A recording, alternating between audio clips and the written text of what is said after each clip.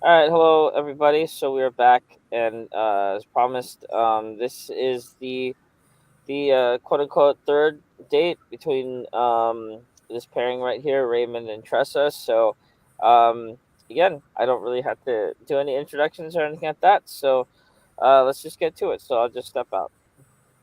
Hello, Raymond. Hey Tressa, how you doing today? How's the Good. guitar lessons going on? I'm sorry, can you slow down a little bit? My hearing is off. Want to know how's the guitar lesson? Oh, it went really well. I was doing a song by Cream. I think it was Sunshine of My Life. Okay, And I actually did a little bit better than I was expecting. So he so pushed you're gonna have to me record some. that or so and send it to us, or basically post it on the wall. I'm not ready for that yet. Well, you're gonna have some criticism either way, so should be okay. Well, the perfectionist in me wants to make sure it's like on point. Oh, First. okay, on point or so. I understand now. How's your week going so far? Not too bad. It's I think I had told you we had a heat spell last week, and Mm-hmm. now we're going through a cold front. So the weather's changing on us. There's a little bit of snow today, but I don't think it'll last very long. It's springtime. Spring is in the air. Yeah, because it was like right now, early this morning, it was raining, cloudy. It looked ugly outside. Now that it's noontime, the sun just popped out. Blue skies is beautiful out. It feels like spring weather. Like gotta venture out. Gotta venture out today. uh, But I am meeting with my friend Roger around 6 for dinner. Um, there's some things we need to talk about. Or so I think it is. He just needs I guess a man's point of view is the best way to put it. oh, You it's know, with the you guys situation that he's going through. So like what I told you was that his I probably won't say it here, so I shouldn't say it. Something happened and I had to go help him out. So pretty much that's what it is. that's But you important. already know. It's That's important. important as well. Yeah, I had to support him, so I had to let him know like I'm here for you and everything. Everything's gonna work out fine. We just need to figure out what happened on his end, so that's all. So I had to question him either way. Even though I feel like it's his fault, but I know it's not his fault. But when you're working 24/7, you're feeding the family, you're paying rent, you're doing everything that's right. You don't realize that when you have a special need kid and stuff and everything, and you don't focus on your wife and your kid, especially on your wife and stuff because she's doing all the work and everything. I understand eventually she must have cracked, but she couldn't handle the situation, and I just felt that he How would wasn't you there.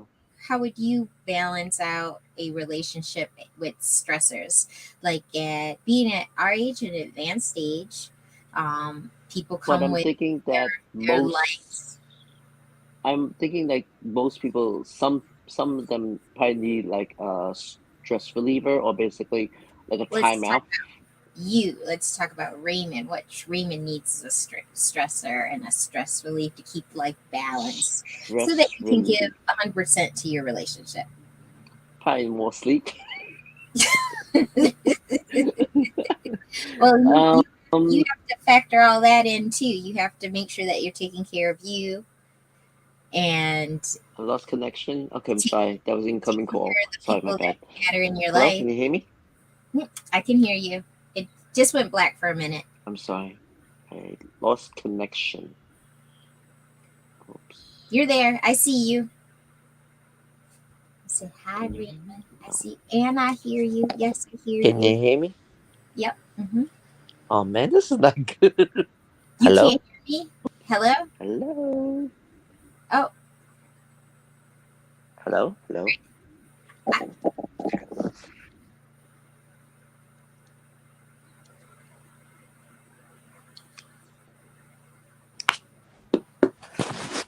can you hear Can us you hear me now? now? I can hear you. Yes, Can you I hear can. me?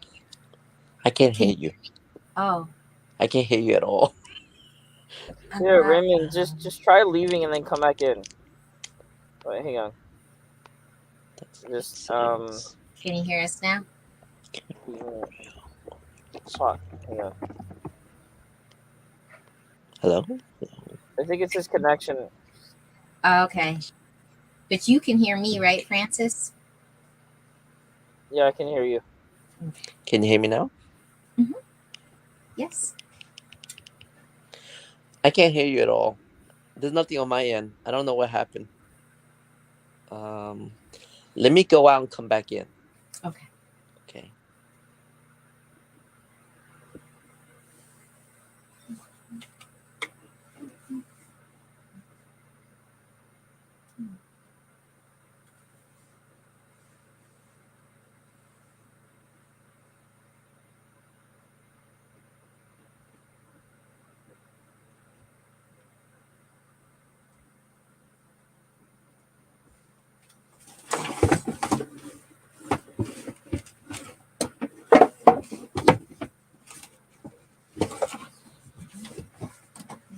Okay, I can hear something, but it sounds like Can you hear me? robotic. Something robotic? Yeah, it sounds really bad on my end. Let me try something again.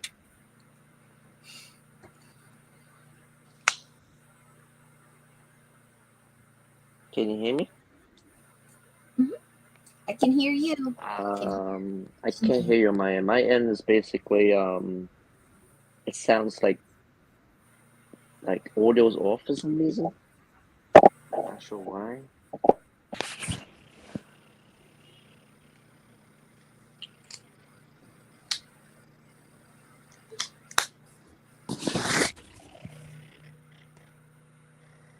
Yeah, on my end, the audio doesn't work.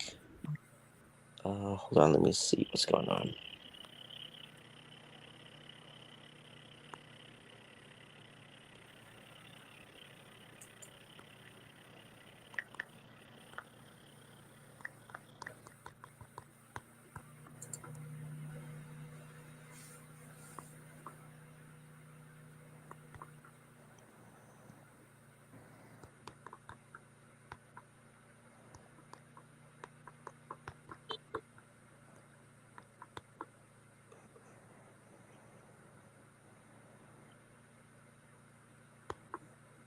This is the first time I had audio issues.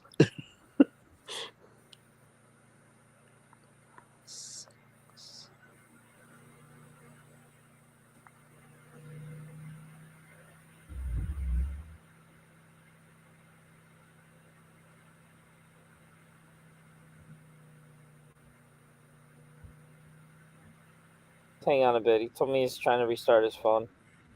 Okay.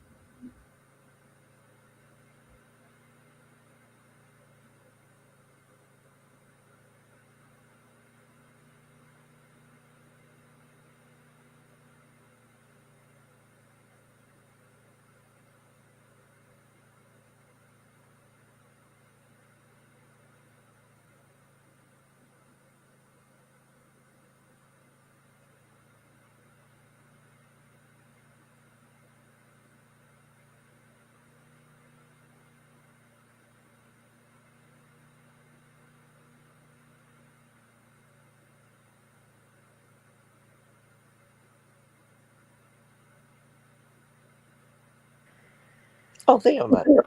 Can you Can hear you me? hear us? I can hear Yeah, you. Okay. What did you do differently? I just restarted the phone. That's all. Not sure Okay. why it does that. It does that a lot sometimes when a call comes in. I always seem to lose the volume part or so. So I Okay. might That have happens to. to my phone too. So I might have to like write to Apple to see what it is, or Google it and see what the issue is or so. Because I realize that if I'm listening to music and someone calls me, I can't listen to the music when the phone call cuts off or goes off or something like that or so. So yeah, I'll figure out something. Okay, so what stress reliever do I need to take before I can basically be fully functional? One is I think I need more sleep. That's what I said, right? I guess the other reason is take a time out is basically go somewhere where it's quiet or so. Either Starbucks, have a frappuccino when I'm not supposed to. Isn't that a challenge in New York City to find someplace quiet? The thing is that quiet places normally like the library. No one really bothers you because it's a quiet area. Understand? You're not supposed to make noise. There's certain libraries that look like museums in New York City, so you just go in and just relax. I only go in to use the bathroom because it's clean in there. That's why and everything. Um, most quiet places are like you go to park areas. You go Central Park. You go either Bryant Park because it's grass area and there's either gonna have music going on, some type of concert, but something to basically be a stress reliever or something like that. So I find Starbucks very quiet in there because they got music. Everybody's on their laptop. You're sitting there just drinking coffee or so. There is conversation, but mostly the people that are doing conversations don't mean they're doing their homework or they're doing a study session, something like that. Or they always have some type of meetup at a Starbucks too. Like, really? And I'm sitting there thinking like it has to be because that's the best place that's quiet that has cozy chairs. And then you can have your frappuccino, whatever dessert you want to have, and just chill and relax that way. So, for me, I'll listen to Enya in my room because it's new wave music. It's relaxing, gives me a peace of mind for a good, 20, 30 minutes or so. And then after that, I'm back to normal. So it's just gotta clear your head. Once you clear your head, you can focus on anything you need to focus on. If your head is not clear and you haven't quite figured out how to solve the problem, the best thing is don't even think about it because the more you think about it, the more problems you cause that don't exist. So I realize I do that a lot sometimes. That I cause a problem that doesn't exist and all I have to do is stop thinking about it. That's why. But other than that, once I relax for a good 20, 30 minutes, I can get back to normal also. But I think music sets the mood for me. Music always calms me down because when you're listening to something, everything else gets drowned out. You're so focused on the music that you feel that okay, everything's fine, everything's good. I can get back to normal. So like that. But yeah, yeah. Like, what would you say is like one of the most defining moments of your life that really let you kind of see the type of person that you were? The person,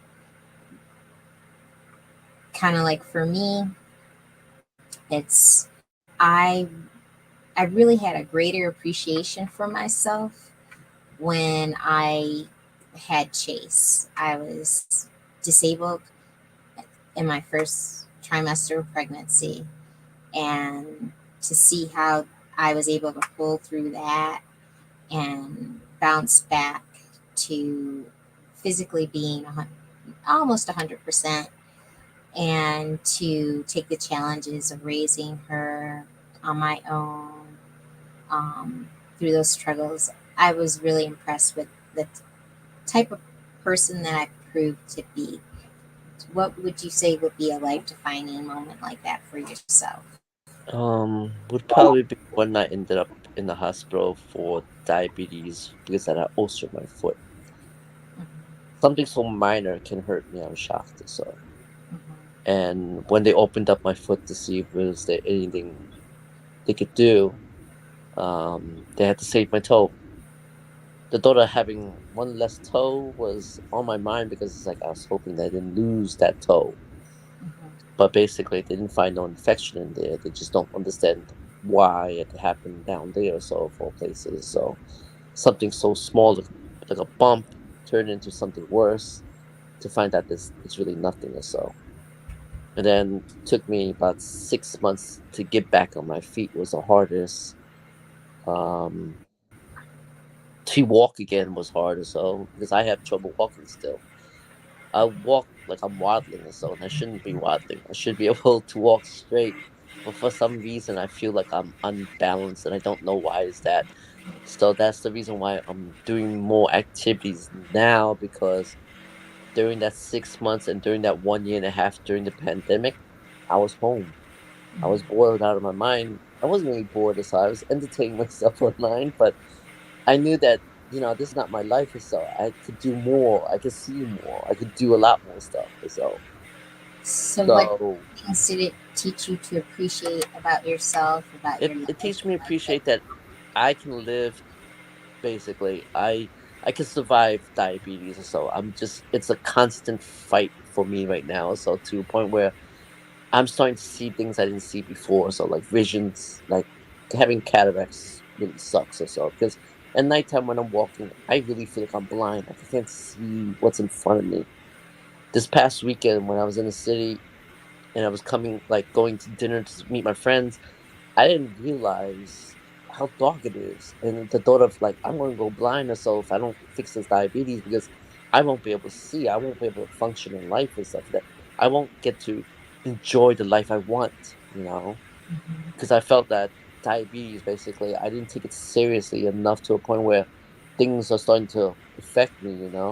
I mean, good thing is that I don't have to be hooked up to a machine. I have my blood cleaned or so from the sugar and everything. I just have to watch what I eat, cook correctly or so, take my meds, exercise. Now that my foot is fully recovered, I can do the exercise I want to do. I can run again or so, like I never run before, okay? And when I run, I feel like I'm the slowest person trying to get to the bus stop, okay? I feel old, like I got a cane on me when I don't have a cane. The thing is, when I came back from the hospital, I had a cane with me, but I didn't want to use the cane as a crutch to walk. I wanted to be able to walk on both feet, even though I couldn't stand straight or so, or I was waddling, or I felt unbalanced. I did everything I tried to do was focus on my foot to make sure that it fully closed. And once it closed, that means that, I can use my foot again. I'm not signed up to 5 Year Bike Tour this year, but I'm signed up for next year because I told my friend, like, yes, I'm going to go back to biking. And so that means I have to get back to training again. I haven't biked in so long. I don't even remember how to bike. So I don't know how I'm going to do 48 miles next year in spring when we do the 5L bike tour or something, because I have friends that like, yo, you joining us this year? It's like I have to, but I have to start training now. That means that I gotta buy a bike and I need to start training. I need to get back into shape. I need to get my heart rate to where it's supposed to be. Because right now my heart is old, it feels like. I get tired easily. I was in the city yesterday and after dim sum, I got so sluggish to a point like I just want to go back to bed, and it just felt like COVID all over again. Like COVID made me tired. COVID made me lazy. COVID basically stopped my heart from doing the things I want to do. I want to live again. Basically, that's what it was. So for me, I need to beat this diabetes. I need to bring that number down. I need to get. It's possible to reverse diabetes if you do it correctly. And this new doctor that I have told me it's possible and stuff and everything because he says that it's reversible. You could get rid of it. You just have to really focus on it. You gotta work hard at it. And so far, I've been so lazy and so to a point where I can't be lazy no more. I'm 53 years old. I could die tomorrow. I could die the next day. I could die next month. From heart attack, stroke, whatever you want to call it. I could get that. So my goal right now is to not have that. The goal here is to live a little longer because I don't know where I'm going to go. You know what I mean? Anything can happen to me. You know. So, So defining moment for me is basically I want to live. I want to beat this. I want to do well. You know. And to have someone that supports you, pushes you, someone that gives you great recipes, if the recipes are great or something, because I haven't cooked it yet. So the food's in my fridge. I just haven't had a chance to set it up and do what I'm supposed to do because of my other activities I have to do. Yesterday's activities were like, it was basically dim sum and then come home, right? Which I did. But then my roommates had plans for me to do things. And then the last minute emergency call from Roger threw me in a loop or so because I had to drop everything to help this poor bear now to a point it's like, oh my God, I can't do what I want to do? I can't get to the things I need to get done because my life is so active with other things that's going around me that I'm trying to figure it out or so. So when I cancel with him or so to make it for today or so, I'm looking outside. I'm like, I don't even want to go. So I I want to enjoy the weather, but I can't because I had to do something more important than enjoy the weather. So I've said to myself, I enjoy weather when it really spring comes in, like next month or so. You know, there's so much events to do next month. Is like, oh my god, it's so back to back. So like, I don't have time for me, and I'm trying to find time for me. You know, but at the same time, I'm doing everything else. That's basically for everyone else that I don't do for myself. Because I think for me, I'm always doing more for others. Then when it comes to my time, I don't really do what I need to do. That's important to me. You know, health wise is very important right now, and health wise has been very important because since 2019, it's just been back to back plague over and over for me to a point I'm sitting and thinking like, will this end? Will this stop? Will this eventually have time for me to shine? Basically, you know. I think that's the most defining moment for my life is I need to live. And the only way to live is basically shine as best as I can. Even though there's a lot of other people around me that's shining with me, you know. They want me to succeed. They want me to get rid of diabetes. They want me to live longer.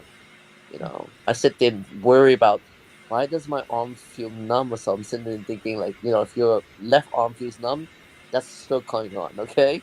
If your right arm feels numb, it's basically you slept on it. You just need to get some more feeling back to that hand or something. That's, you know, you slept on it. But other than that or so, my defining moment is basically I need to live or so again. I've been in the shadows for a long time. I need to basically poke my head out and see there's more out there. You know? That's that's that's the defining moment for me. Is basically I just need to live. I don't want to be in the hospital. I don't want to be in bed.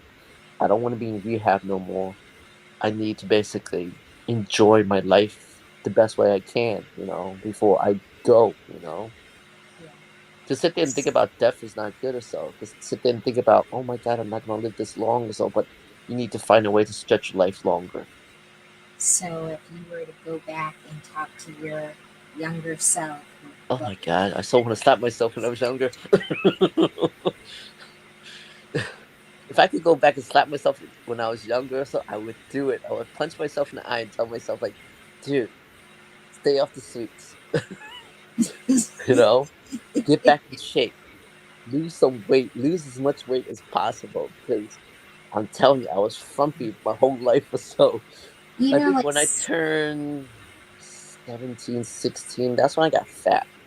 And I never did anything about it. So, and I was always fat. And then when I did lose weight, so I gained it all back. You know, like right now, I'm just losing weight because of medication. Okay. Even my friends, when they saw me this past weekend for his birthday, he says, "You lost so much weight." I said, but I asked him, do I look healthy or unhealthy? Because there's losing weight and there's an unhealthy way of losing weight. He says, you just look slim. But I told him, I don't feel healthy losing this much weight because it wasn't a healthy way to lose weight. It was more like starving myself because I wasn't hungry. You know, even my face looked pale sometimes, like too pale. Like I'm really pale. Okay, I'm paler than a white person. Okay, but what I'm saying is that I need to get sunlight in me. I need to get that vitamin D back in my face. I need to be happy or so. I shouldn't look like this or so because I feel sickly still, and I don't want to feel sickly no more. I just want to feel alive. So that's what I'm trying to do. Trying to do more. Yeah. So the defining moment in my life is basically after the hospital thing. I told myself I'm never going back in ever again. I'm not going to hospital for nothing else no more. Okay, because I think I've seen the hospital more last year, the last 2 years, than this year. So I'm like, I'm not going back no more. I need to do the right thing. So the only thing that scared me the most is seeing the blood doctor and he letting me know that my red cells, my white cells are a bit tiny than normal. That scared me or so because I thought I had something else now. Now I have another disease. And it's not that. So it's not another disease. They're doing more tests on me. I'll find out more next month or so. But clearly, he says that, you know, exercise more, lose more weight, live life the best way you can. Don't sit here and wait for death or so, he said to me. Just enjoy life because if You don't die from the disease. You don't die a different way. So you walking across the street and get hit by a car. You just don't know. Understand? It's New York City. Anything can happen in New York City. I just thought that Mother Nature was trying to find a way to kill me or so since last year. Because what I went through was stressful. Because even my coworker said to me, my boss says, "Frank, you had the worst bad luck I ever seen." Or so. Okay, you went through shingles, COVID, foot infection, flood. Again, said this is Mother Nature trying to kill me or so. Okay, flood. I crashed myself on a scooter, smashed my face up or so and everything. Okay, I cut my hand by accident. Okay, cooking. I sliced a nerve. That took Yeah. a while for it to stitch up and basically It's get not me back to fun. normal again. And then be out of work for a year and a half and still come back to work normal and get a raise. That's impossible, But I lived through all that, so basically I'm thinking I'm invincible now. But I still have to be careful, because I could always end up in the hospital again for something stupid that I did. So I am grateful to be alive. That's all I can say right now. I'm just grateful to be alive. I'm grateful that I can walk. All my toes are there. I'm happy about that or so. And the only defining moment for my life is that after being in the hospital, I sat there and I thought, like, because they kept asking me this question in the hospital: "Do you feel depressed?" No, I'm not depressed. So because I'm too of a bright light, I'm always shining or so and everything.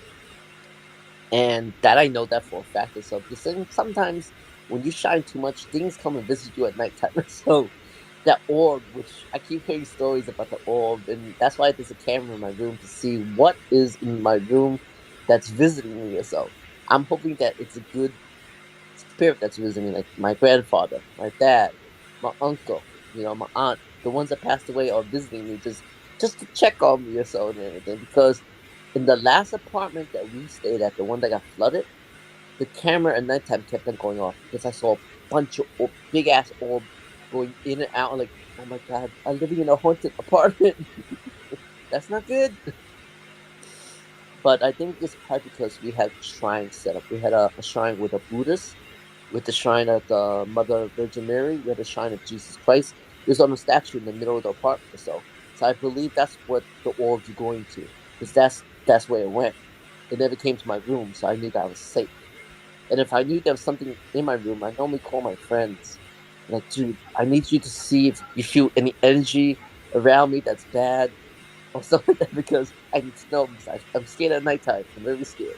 So I'm a scaredy cat when it comes to stuff like that. So I love horror flicks. I love to watch things about supernatural stuff and everything. But sometimes your mind wanders, so your mind does things when you're sleeping, and you don't realize that it's just a dream. It's nothing. So my defining moment in life so far is basically I get to live life again. I get to start over again. You know, and I don't want to go back to where it was a year and a half ago, where I was sitting in a hospital and I'm just waiting for my foot basically to heal, and just waiting for it to close up so I can walk out of the hospital and be me again, be happy again, be my usual happy go lucky person, have fun type thing. So yeah, that's my defining moment in life, is basically I get to live again. You know, it was not depressing at the hospital because I got used to just being by myself or so. You know, being strong by yourself is fine and everything, but everybody around you is feeling pity for you. It's like, don't feel pity for me. So I need you to focus on yourself. I need you to focus to be positive yourself, because if you're positive, I'm positive. If you're negative, I'm negative. So because basically your energy is what I'm drawing from, like that. So for me, my defining moment was I get to live again. I get to start all over again. That's what it was for me. I didn't picture that I would end up in a hospital that long. I didn't know what was going on. All I know that little ulcer turned into something big, which turned into a foot infection. And that foot infection, basically, I had fevers almost every night. I had a cold almost every night, and I didn't understand what it was and everything. And then when they gave me the wrong antibiotics, it made it worse. So because now I just maybe have damaged my kidneys or that I know I damaged certain organs. The stuff that they put in me that didn't work for me, it made it worse. That's why I ended up in the hospital again the second time, and it was there for another 3 months or so. And then learning to walk again was hard or so. And trust me, if anybody says they're gonna stick you in a nursing home, say no. You don't want to go to nursing home. Okay. After staying at the nursing home for 3 months, I don't even want to put my parents in there. Okay, that's how scary a nursing home was. I gotta find that footage. There's a footage where an, another patient came into my room and hid in my closet. I thought there was a ghost in my room. It was so scary. So, little old lady next door climbed into my closet at nighttime, making strange noises in my closet. I'm telling you, when I pressed that nurse aid button and they showed up, I said, "There's something in my closet." Little old lady, she's screaming, she don't want to leave, and I understand like it's scary in a nursing home. It really is scary. Okay, because it's not like the hospital. Hospital, you hit that button, they're there to help you. Nursing home, you hit that button, they don't come to your aid at all. The hour later, they show up or so. So for me, the final moment is get out of the hospital, get out of the nursing home, and just basically get home, get well, get safe, and just stay alive. So That's for me, the final moment for me is basically yes, I just want to live. You know, that's pretty much it. Let me get some tissue. that's good. I mean, it's definitely a very challenging time, and you were faced with a lot of scary diagnoses and prognosis and outcomes, and it kind of confronts you with lifestyle change and stuff like that. So Well, during it's the time when I was in the hospital, it was during COVID time.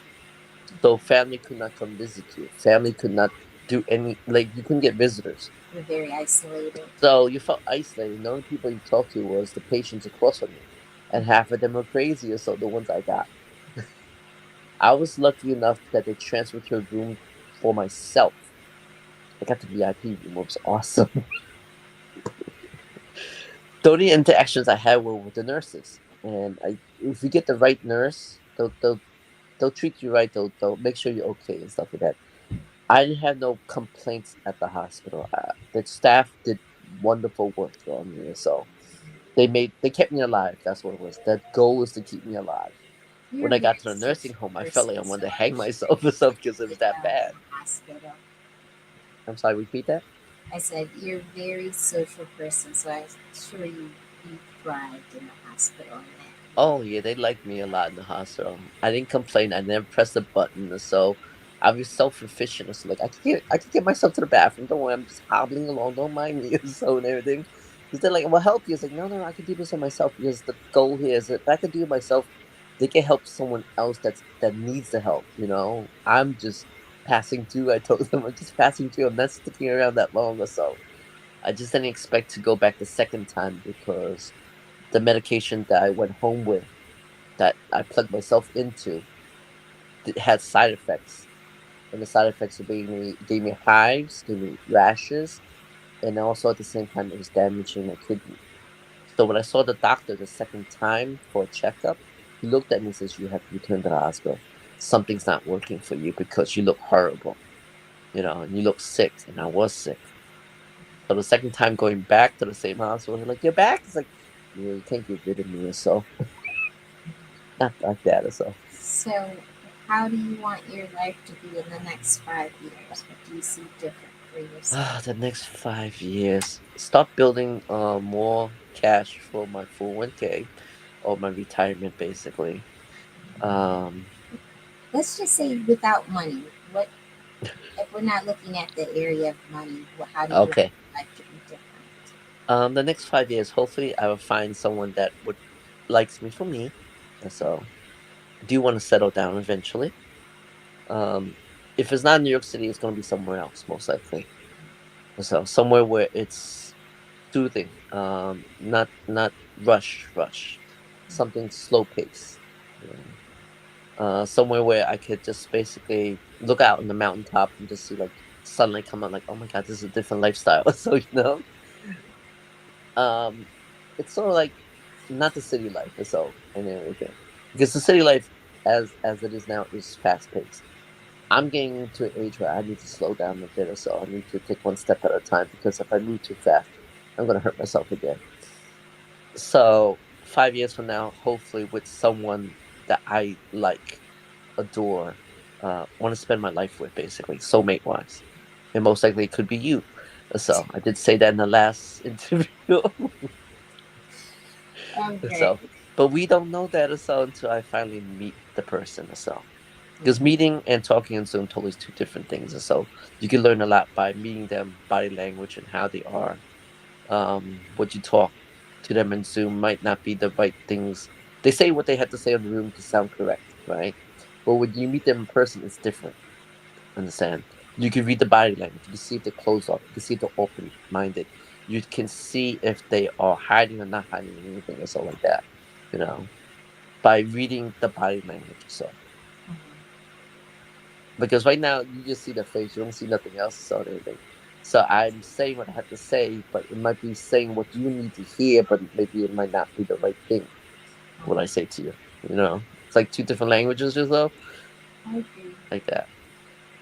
Um, But for what me, are, 5 years from now is basically, I believe I'll be in love, relationship, settling down, because I'm almost 60 soon. I got 7 more years to figure this out. You know. so are you hoping this happens in the fifth year, or do you think you have the tools to build that with someone within the next 6 months? Or 6 months to 1 year.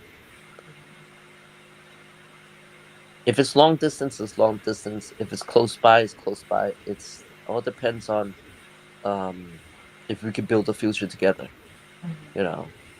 what are your deal breakers? Hmm? What are your deal breakers? I'm sorry, repeat that. Deal breakers. Blueprints? D- deal breakers.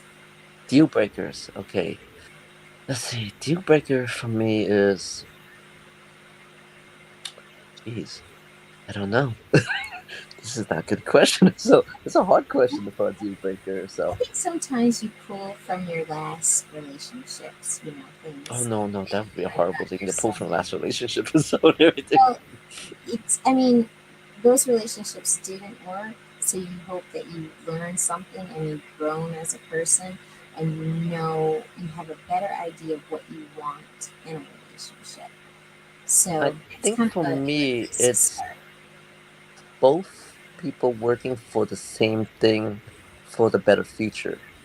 That's what I wanted. You have to communicate that you both desire the same things. If you haven't communicated, it's hard to be working towards the same thing. Well, I know that sometimes that it's not going to be both parents working, so it's mostly going to be one single parent working. But hopefully that I'm able to provide for both. Understand? If I can't provide for myself or so, there's no way I can provide for myself and another person like that, Mm-hmm. right? Because then they'll both be struggling, and the goal here is not to struggle. The goal here is basically, if we are going to struggle together and stuff and everything, we got to be happy about it. So understand, because if we're not happy, it's not going to work out. You're going to break up again eventually. You're going to basically throw in the towel, like, forget this. I don't want to do this no more. You know. Um, Someone said something to me yesterday, and I looked at her and I'm like, really? Am I like that or so? And I didn't. I had to sit there and think about it and realize, am I like this or not? She called me a serial dater, but I haven't dated in a while, so it's impossible to be a serial dater. So I might have commitment issues or so because I have goals, and if that person does not reach that goal, so I have to sit there and think about consideration. Like, maybe they can't do it this, but I can consider it as a way that it's not a flaws for them. So it's just they just can't do that part, for me and stuff like that. I'll find a way to make it work for both of us. Basically, the deal breaker for me is that if I had to basically conform or change or whatever I had to do to make it for both of us to make it in this world, then I would do it. Or so, find a way to survive for both of us. It's hard. It sounds really stressful, but there's ways to figure it out and do it. You know what I mean? Mhm. I just don't know because I've never been in a long term relationship yet. I seem to break it off when I feel I'm uncomfortable, or I break it off if I feel that there's we're not going nowhere. So like that. What's the longest relationship you've ever had? Probably a year and a half, I think it was, Oh, because it was more focused toward marriage. That's what it was, to start a family or so. But when I found out that she's not interested in having kids, that's when I decided to cut it off, because there's no reason for me to keep bashing the head about future with kids if you don't want one, you know. Because if you don't want one, then I'm not gonna push it on to you. And if that's something you don't want with me, I had to find someone else that does want to have a future with me with kids like that, you do you know. think it would be challenging for you to be in a relationship that was longer than I 2? started can hear you. Oh, I said, do you think it would be challenging for you to be in a relationship that lasted like 2 or 3 years? Like my longest relationship is 8 years. The average my relationships have been 4 or 5 years. I guess the average relationship would be, if we were going for 5 years or 3 years in a relationship, eventually, did that person want to get married down the road? Or did that person eventually decide, like, I want to be the soulmate with you for the rest of my life? Not Ryan Dias, okay? Hate that word, so really hate that word. Gotta find a better word than that. So basically, I'll use the word soulmate to like to end the time or so, okay? Because if I could get along with you in a relationship for 3, 4 years and we don't get married, but I'm still with you, and we're almost like we're married or so, then that's a deal breaker. Understand? That I could last longer. I could do more. I can try to evolve, try to be better at my craft, basically. And if she molds me to be a better person, that's a deal breaker too. Because maybe something I don't know about myself, she recognizes it. She points it out to me, and she tells me like, "Can you try to do this better?" And my goal here is, yes, I can. Why? So Because if that person, what's the huh? difference between someone pushing you to grow and you feel like someone's trying to change you? Okay, when they push you to go, is that they want you to be better at yourself. Okay, to make you happier. Now, if they're trying to change you or so because that's what they want to do to you and stuff like that to make you a better person, I think that it depends what the change is and stuff like that and everything. Because there's some people that change you, but they manipulate you in a way where you don't spend time with your friends no more, or you don't spend time with your family no more. That's them changing you to spend more time with them, but nobody else. That's not a good sign. Or so that's That's basically right. like you're closing me off from everyone around me. Or so my support network that's around me is pushing me to be better. But if you block me from them, I'm gonna find a way to get to them eventually. So that means I have to break it off or so. You know what I mean? Because you're taking something away from me that I love. Family is very important to me. So try to take me away from my family. It's like I doubt it. So I got 5 older sisters. They'll come and beat you down or so. You know what I mean? Do you think there will be a time when you're growing your own family is a priority? I believe it is. I Because I think growing your own family Growing my own will family. So will there's a I don't know. I mean, they got the miracle drugs out there to make people to have more babies. It's okay. They well. got the If you think they about got your the turkey your baster thing going on. siblings Okay. and their relationships with their partners, it does take away from your your birth family Yes, it because does. I, I, I, I don't think you can give both equal attention Right. with without the new family that you're trying to forge suffering. Does that make sense? It Are you does able in to? a way because I'm sorry, putting a headset in because I can't hear you ask me the question. So Oh, I'm repeat the sorry. question one I'll more speak time. up. I said, when you're starting your own family, your new family, I don't think you can give equal time to your birth family because this new family needs nurturing. It it's more fragile. It's more No, susceptible no, that is correct. outside. Like suppose me and you decide to start a new family. We have another kid, basically. Or so, and then of course there's potential on you and a newborn or so because you want to put like you don't want to miss any moment of that time frame of them growing up or so. Occasionally, the support network will support you regardless of so and everything because they'll probably come in to help out, with the birth. They'll come in and, hey, she needs some time off. We'll watch the baby. You just go relax, do what you want to do and stuff like that for a couple hours, then come back to the baby and stuff like that. That's what I'm talking about, the support network. I don't mean like support network like, dude, I ran out of money. Can you like help me out? Most likely they're gonna help out or so and everything. But as if I'm gonna build my family or so and everything, is going to be 110% into it. So basically, you rest. I'll take care of the crying baby or so because one, you had it for 9 months. It's now my turn to take over. Understand? You need to relax. You need to take it easy and stuff. You need to heal because when it comes time when I go back to work, you're stuck with the child what 24/7 or so and everything. You need some me time too, right? So I see it as it is a group effort, me and you, but at the same time, I know that I have to step up, really step up or so because if not, one of us is gonna crack eventually, you know, because that one of us can't handle it or so, and then be like, I'm out of here. Like, no, no, this is not how we break up the family. So I don't believe in breaking up the family. Okay, I see my parents as much as my dad hates my mom.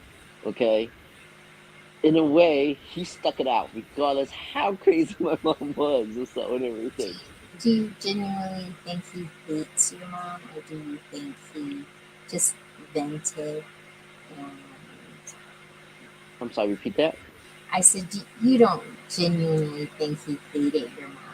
He No, no, just that's their vented. way of showing love. Mhm. Okay, my parents don't show love like the ones you see on TV where the parents come they hug each other and say I love you type thing. Mom and dad don't do stuff like that. They insult each other, but that's how they show their love. Because I see my mom sometimes like, I should never said that to dad or so and everything. I hurt his feelings or so and everything, and then I realized my mom truly does care for my dad. It's just the way they do it. They don't show the emotion part. They just say it like it is, and he just takes it like it is because he knows that mom's not insulting me. That's mom's way of basically saying she loves her husband. That's how dad sees it as, oh, mom loves me, but she don't mean to say these horrible things to me. So it's just that's how it is in my family like that. Do you model your relationships based on what you learned from your parents' relationship? No, not at all. Because understand that they grew up in China, they fell in love in China, they moved here for the better life for us. And throughout the whole life or so, they've been working hard for all of us. Because you understand that what, total of 6 kids they had to feed? That's a lot of work for both parents to do, especially dad, because I was hearing stories from my sister that dad basically had 2 jobs. He found whatever extra job he could do just to bring extra money in for all of us. And that's a lot of work. I just don't remember spending a lot of time with dad. I just remember when I was hanging out with dad, basically we go to the movies, we get some popcorn, go to shopping, come home. So that's the time I spent with dad.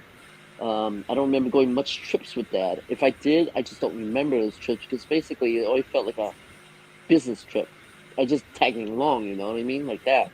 But for like me time with dad, the only time I had me time with dad was when we went to China and Hong Kong to visit family, and I had to go along because being the son of the family, I was basically introduced as the son of the family.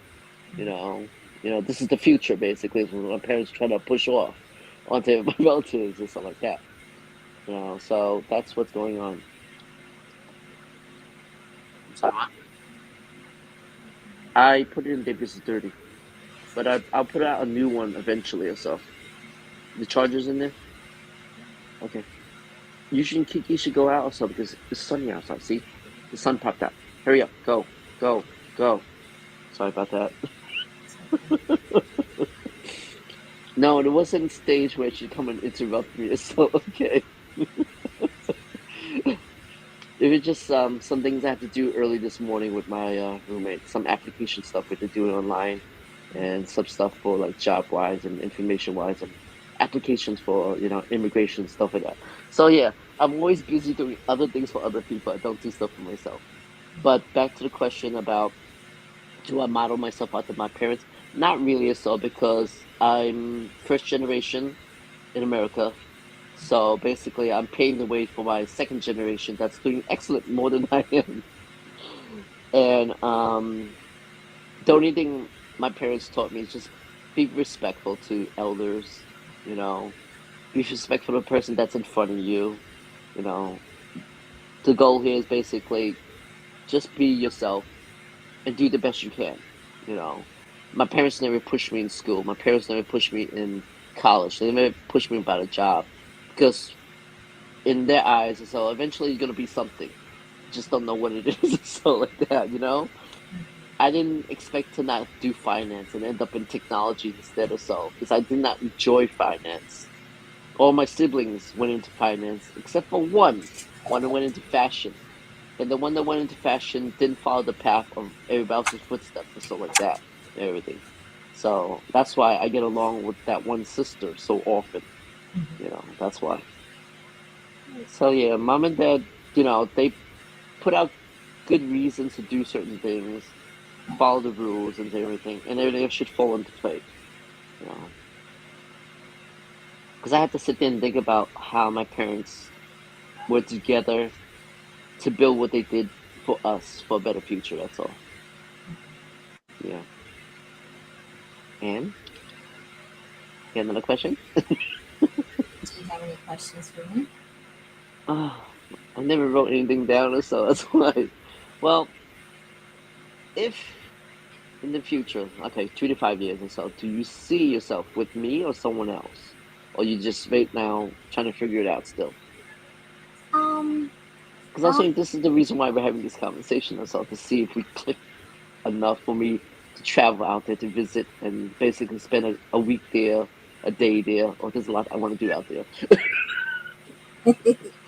well, even if friends and you wanted to come visit Colorado, I'd be open to showing you around. Um, I don't know if we would be the ideal couple because I Hmm. do see you as a person with a huge heart.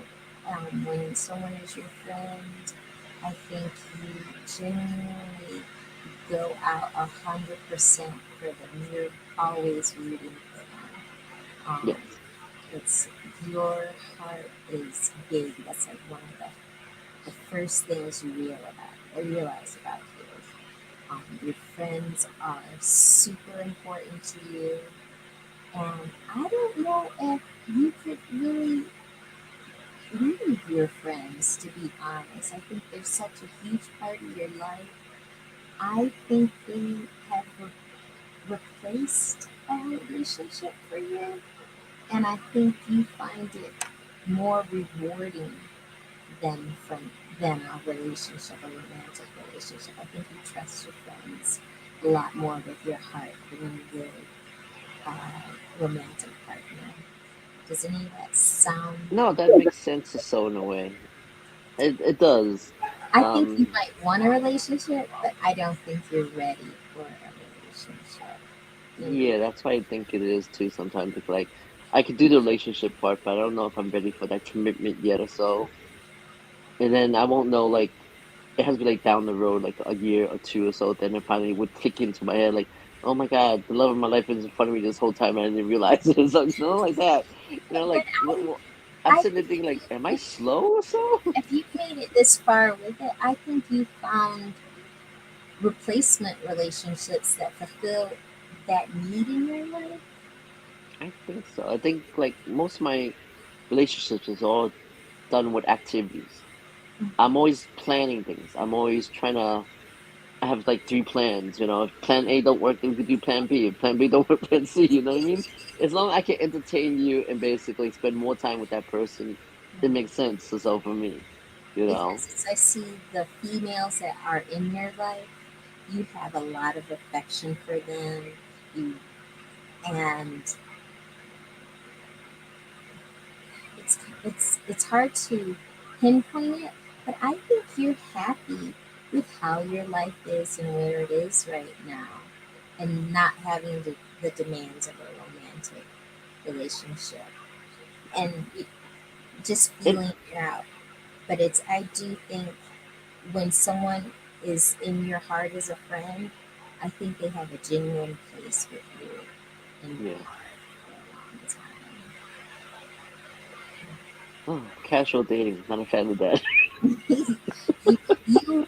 You might just date just to systematically do it, but I don't think you're dating with intention of having a Oh, long term okay. relationship. Long Just term relationship. Okay. No, it makes sense and stuff like that. Now it kind of cleared up my head, like, oh, I can do that too. I didn't realize that you could do that too. Because I think when you're dating someone, it's just your whole attention is focused on one person, and so you want to see them, you want to talk to them, you want to spend time with them, you just want to do everything with them, but not realizing that you can stretch it out within a year or two, 2 years or so. It doesn't have to happen overnight. Doesn't happen on yeah, that one day only. And I'm there's trying to put progression. everything in that one day only, not realizing I could have just done this a couple more days later or so like that, you Well, know? it's when you have a lot of close friends already, and then there's a new person who's trying to build a bond and a friendship with you. Sometimes it becomes a competition for time, for attention, and It could be or so in a way, but I know that if there's a new person in my life, my main focus is on that new person. My friends will understand and stuff like that because they're my friends. They're like, I see you when I see you. It's not like I'm never gonna see you again. I'm gonna see you eventually. So it's just timing wise, like I need to focus on that one person because, you know, she piques my interest, okay? She intrigues me, okay? Um, she makes me laugh. She makes me smile. Okay, seeing the text in the morning wakes when I wake up or so, and I see the text, I'm like, oh, she thought of me or so. You know what I mean? It's a nice feeling. As when your friends text you in the morning, like, how's your day at work? So like, it sounds so depressing. Or so like, dude, why you have to make it sound like that or so and everything? How's your day at work? Or so like, my day is going good or so and everything because I'm talking to somebody else offline and that I'm enjoying. That's making me happy or so. You know what I mean? Like that. And the reason why I have so many good friends is so because in time, somehow we connected somehow, some type of energy connection, and you just go with it or so, like that. Sorry about the outside noise. I don't know if that's me or somebody else or so, but I hear something in the background or so. But I understand what you're trying to say to me, like, oh my God, we're gonna become good friends now. But you never know, right? I mean, we don't know yet until we actually meet and see what happens from there. Oh God. This is interesting. So, um, do I have any other questions? Do you think that down the road, the person that you do will fall in love with will understand the concept with Chase that they need to understand that, you know, both people are going to be working together for a better future for Chase, correct? ideally that's what you want. Yeah, it's obviously you're a package deal. You can't get me without choice, and the focus should be winning my heart and and wanting to enhance my life Right. primarily, and then Hmm. knowing that Chase is a responsibility and a primary focus of my efforts, um, that we do it together. We would be partners. It's, Right. Okay. um, friends, partners, confidants, um, support system. Okay. The person that you do decide to like choose and stuff like that, is it better to find someone that doesn't know anything about special needs Well, children, I or don't is know it better if to find it would be someone that that with doesn't a know? wide brush stroke like that because Okay. people have the capacity to learn more. But one, it's having a curiosity about it, um, and wanting to fulfill that knowledge base. And if someone does have experience, I mean, it's Well, if someone that has experience, that's a plus for you, no? oh, it would be a plus because it's that experience can definitely be used towards helping kids and stuff like Okay. that. But it's I think if someone falls in love with me, they're my friend, and they value and cherish the things that I value and cherish, a lot of that with Chase would fall in place. And they need to be a compassionate person, and have empathy, um, patience, understanding, and then they also need to be aware of where their breaking points are, and So like just if they can see it or so, they know to fix it or so. it's not even really fixing anything. It's just like Just making growing it easier for that and, person. and nurturing Yep. nurturing our relationship, nurturing her so that she can too. Um, but to be honest, I think for the most part, her needs are met by me already. So Hmm. someone in my life would just only enhance her life, um, as a stepdad, as someone who's physically here to nurture her as a child, to give her Right. attention. Um, yeah, I think that's and some fun, some more love in her life. Right. More activities. Yeah, so She's I gonna don't. be like, "Oh my God, Ray wants to do this. We're going to Playland. What? What? Sesame World? Legoland? She's down for new experiences. She loves that. Well, there's a lot out there. So Mm. there's other states that I didn't think about because just knows that Colorado was next to Wyoming, and Wyoming has something there that I like to do because I've been trying to get out there for the longest. So, but now that I can train again on the bicycle, most likely, I probably will do Red Rock eventually. It's on Oh, my bucket list. Red Rock is the archers that are red in Wyoming. They have a bike trail for those that like to bike, yeah. biking and camping. Two things I'm not good at. Camping, I'm not good at. Biking, I'm good at. It's just that I'm not good at certain steep Well, hills and rocky roads. you keep working towards the what would you call it? The marathon in New York. You get The marathon in New York is a year from now. It's 5 boroughs, which means that you're gonna bike through Manhattan, the Bronx, Queens, uh, five parts. Okay, sorry. It's Staten Island, it's New York, Manhattan basically, Brooklyn, Bronx, and then Queens. Yeah, it's nice also because they shut down the city for it. The roads are shut down for the bikers only. There are no cars allowed. The nice thing about it is so that people are cheering you on. There's water stations, food stations everywhere. It's a eight. It's a.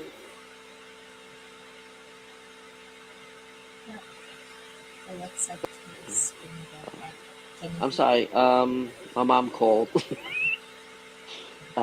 Sorry, we gotta cut this off, and I have no volume right now. Again, I lost Okay. volume. I'm sorry. So, I'll talk to you later. I'm sorry to cut this short. I'm sorry. That's Uh, I just had an emergency call come in. Sorry, my bad. Okay, okay. I'll talk to you later. Okay.